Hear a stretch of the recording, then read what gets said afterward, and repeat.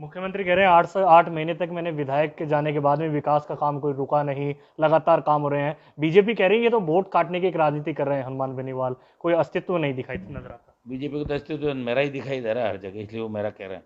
जब उनको वोट दिलाए तब तो नहीं कहा कि हनुमान बेनीवाल की वजह से 25 सीट आई, कही तो नहीं बीजेपी ने, ये नहीं कही उन्होंने। और मैं तो लोकसभा के अंदर कहा था कि बीजेपी को अगर इतना ही ज़्यादा वो है तो 2 4 6 MP इनके इस्तीफे दे दे, मैं भी दे देता हूँ, वापिस चुनाव करा लेते हैं। अगर हम जीत गए तो आप अब जिद मत करना, और अगर मैं हार गया तो राजनीति छोड़ दूंगा। ये तो सदन के अंदर आप मेरा बयान देखो ना, कोई कुछ, इनको दोनों पार्टियों को तकलीफ यही है कि ये नई सोच और एक नए संघर्ष के साथ क्यों आया, ईमानदार है, लोग इसके साथ हैं, लाखों लोग साथ है, ये मतलब बर्दाश्त नहीं रहता हूँ। अब बीजेपी कोई आंदोलन थोड़ी खड़ा कर पा रही 3 साल में सिवाय बयान के। और अच्छा, कोरोना में क्या हुआ, स्टेट गवर्नमेंट तो फेल हुई हुई, दिल्ली की सरकार भी फेल हुई, लाखों लोग कोरोना के अंदर जवान चले गए, पत्रकार चले गए, नेता चले गए, डॉक्टर चले गए, इंजीनियर चले गए, वकील चले गए। तो इसके लिए कौन जिम्मेदार, मैं हूँ क्या जिम्मेदार? या तो गहलोत जिम्मेदार है या दिल्ली की सरकार जिम्मेदार है। आरोप प्रत्यारोप, पैसे कमाना, उद्योग धंधे लगाना। दूसरी बात ये कि जो राजस्थान में जो समीकरण बन रहे हैं जो वर्तमान में, उनको आप कैसे देखते हैं? देखिए, बहुत अच्छे समीकरण बन रहे हैं। 23 में राष्ट्रीय लोकतांत्रिक पार्टी सबसे बड़ा दल होगी राजस्थान के अंदर, क्योंकि राजस्थान मेवाड़ के साथ और भागों में बंटा है। मारवाड़ अलग भूभाग है, बीकानेर संभाग का अलग है, शेखावाटी अलग है, भरतपुर अलग है, कोटा संभाग अलग है। तो तमाम संभागों के अंदर आप राजनीतिक रूप से अगर नज़र दौड़ाएंगे ना, तो राष्ट्रीय लोकतांत्रिक पार्टी धीरे धीरे मजबूती से आगे बढ़ रही है। पहले बसपा 6 सीट जीती थी, वो भी कांग्रेस में विलय हो गया। आज भी विधानसभा में हम तीसरी पार्टी है, 3 विधायक हमारे पास ही है, किसी के 2 है तो किसी के 1 है। तो तीसरा दल विधानसभा में भी RLP है।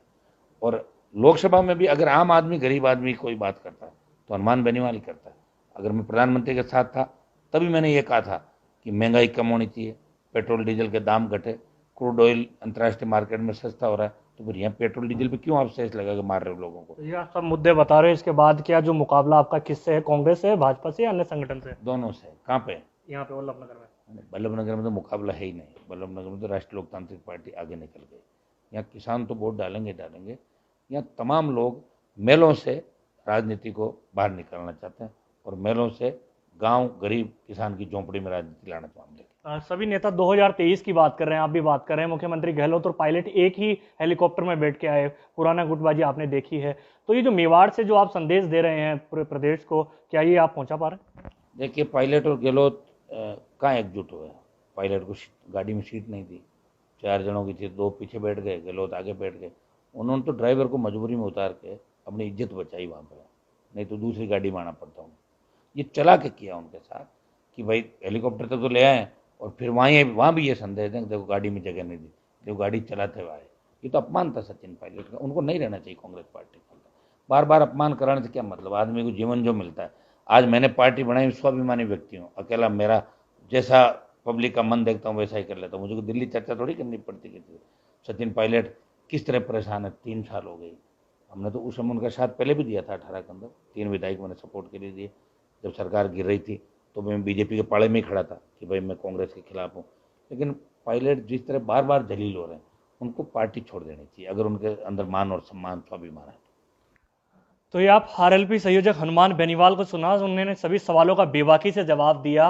उनका कहना है कि आने वाले प्रदेश की सियासत में आरएलपी दमखम के साथ प्रदेश की सरकार बनाएगी। अब देखना होगा कि वल्लभनगर के उपचुनाव से वो क्या संदेश दे पाते हैं, कितना अपने आप को स्थापित कर पाते हैं, ये तो आने वाला वक्त ही बताएगा।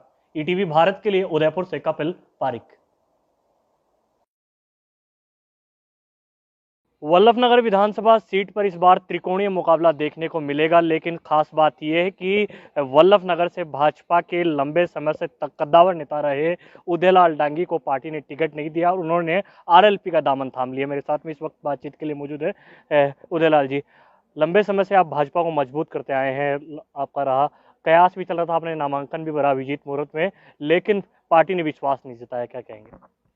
वो पार्टी की मर्जी है, उन्होंने पता नहीं क्यों विश्वास नहीं जताया। मगर मुझे इस बात का दुख जरूर है कि मैंने भारतीय जनता पार्टी के लिए एक ज़मीन से उठाकर कहाँ तक ले गए। जिस जगह भारतीय जनता पार्टी का जमानत जब्त हो चुकी थी, उस वक्त भारतीय जनता पार्टी ने जो मुझे जिम्मा दिया, उसके बाद इस वल्लभनगर विधानसभा के अंदर 2 प्रधान भारतीय जनता पार्टी के पूर्ण बहुमत के साथ बिठाए।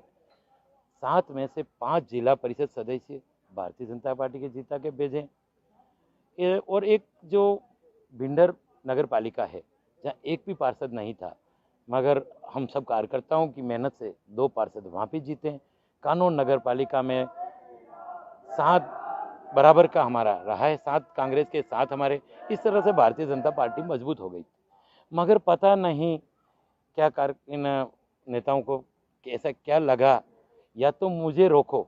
मुझे पिछले कुछ महीनों से लग रहा था सारी दोनों तीनों जो पार्टी हैं, कांग्रेस हो, बीजेपी हो, चाहे जनता सेना हो, इन तीनों पार्टियों से मुझे लग रहा था, मैंने आला कमान को पहले कहा था कि मैं कांग्रेस से लड़ सकता हूँ, मैं जनता सेना से लड़ सकता हूँ, और अगर बीच में मुझे ऐसा लगा कि मैं भारतीय जनता पार्टी से भी लड़ रहा हूँ, तो मैंने आला उच्च उनको भी कहा, मैसेज भी कराया। पर उसके बाद भी मुझे लास्ट टाइम तक काम करने के लिए कहा। फील्ड इतना में सब कुछ किया आपने, मेहनत की, सफल नहीं हो पाए, अचानक आपने आरएलपी का दामन थाम लिया, कैसे मन मोहित हुआ? ये मैंने कल भारतीय जनता पार्टी का फॉर्म भरा था और इस उम्मीद के साथ भरा था कि भारतीय जनता पार्टी के जो मोदी जी के जो काम हैं, मोदी जी जिस तरीके से चलते हैं, उस नॉर्म्स के आधार पे मैंने सोचा कि भारतीय जनता पार्टी विचार करेगी और सिंबल जरूर देगी। तो मैंने भारतीय जनता पार्टी का फॉर्म भरा था। आज जब मुझे पता चला कि भाई ये सिंबल तो अब आपको मिलने वाला नहीं है, तो हमारे वल्लभ नगर के समस्त कार्यकर्ता 2 दिन से कोई कार्यकर्ता खाना नहीं खा रहे हैं, कोई नहाए नहीं धोए नहीं, रात को यहीं रहें।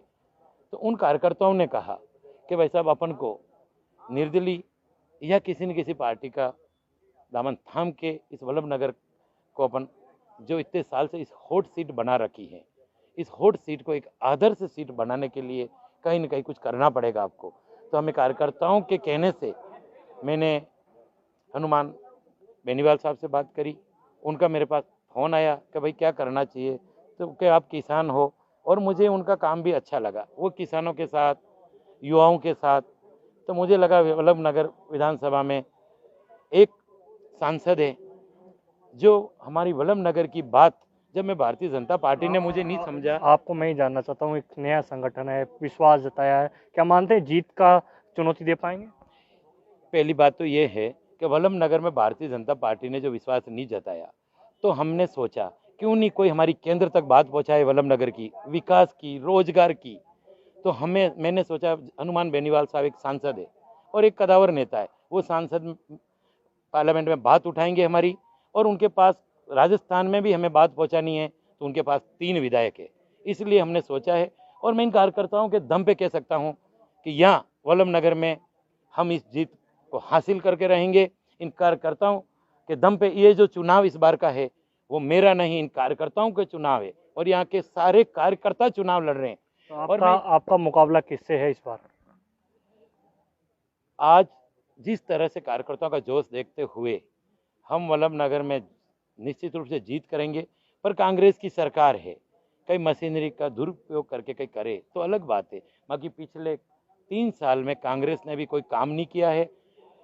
झूठे वादे करके आए थे, किसान कर्जा माफी, दूसरा बिल, टोल टैक्स, कई ऐसे काम थे जिनको ये वादा कर, टोल टैक्स क्या नहीं था, बिजली तो नया संगठन है, नई जिम्मेदारी है, तो कैसे जनता के बीच में जाएंगे? हम जनता के बीच में पहले से जमे हुए हैं, सारे किसान कौम के, सारे जानते हैं यहाँ का चुनाव। भारतीय जनता पार्टी के पास आज बचा क्या है? जो रूपरेखा भूत मैंने तैयार किया और हमारे कार्यकर्ताओं ने तैयार किया, खून पसीना एक कर करके इन्होंने बूथ तैयार किए, पन्ना प्रमुख तैयार किए हैं, मंडल तैयार किए हैं, तो सारे कार्यकर्ता भारतीय जनता पार्टी के, यहाँ हमें कोई ज़्यादा मेहनत करने की जरूरत नहीं, हमारी रूपरेखा बनी हुई है। तो ये आप आरएलपी के उम्मीदवार उदयलाल डांगी जी को सुना, उनका साफ कहना है कि जिस तरह से भाजपा के लिए उन्होंने काम किया, हर बूथ तक वो कार्यकर्ताओं को जानते हैं, इसका फायदा जरूर उन्हें मिलेगा, चाहे पार्टी ने उन्हें टिकट ना दिया हो, लेकिन जो कार्यकर्ताओं की पकड़ है वो जीत दिलाएगी। अब देखना होगा कि आने वाले समय में जनता क्या जनादेश देती है। ईटीवी भारत के लिए वल्लभ नगर से कपिल पारिक।